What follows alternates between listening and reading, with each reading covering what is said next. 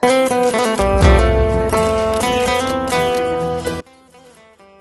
мынау нені сөйледі екенін білесің бе? Бұл несіне сөйледі?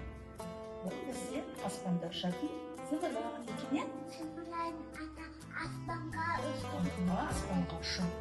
Ол зымыран туралы сен ертегі тыңдағың келеді ме? Неше саған ертегі айтқан?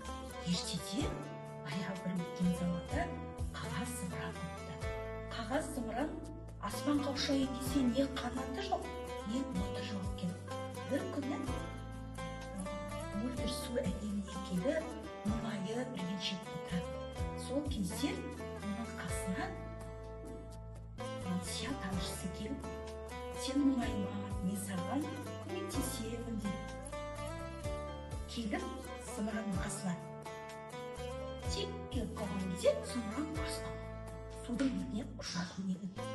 Сол кезде мен ұшып кеттім деп қуанып, зымыран судың бетінде мақтанып, қуанып ұшып жүрген кезде оған су айтады.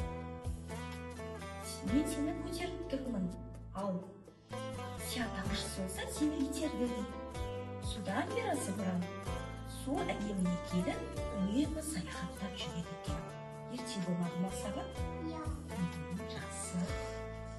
Ал балалар, апайымыз айтқан ертегісі бойынша тәжірибемізді бастайық. Бізге тәжірибе үшін су, сия және суреттер керек. Мынандай әдемі аспан бейнелерін тақтамызға жазып шығамыз.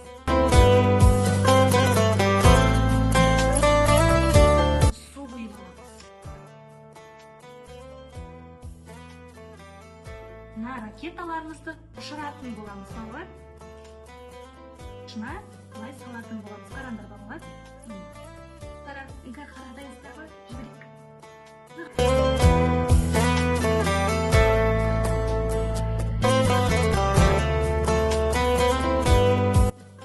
Балалар, енді сендермен тағы да бір тәжірибенің түрін көрсететін боламын. Ол үшін бізге сүт керек, мынандай түрлі түсті бояғыштар керек, мынандай мақталы таяқша керек, сонымен қатар су сабын керек болатын болады. Осының барлығын қазір осы заттардың көмегімен біз зымыранымызды ұшыратын боламыз. Ең алдымен балалар, сүтті құйып алайық. Сүтті құямыз, мына подносымызға құямыз. Кәдіп.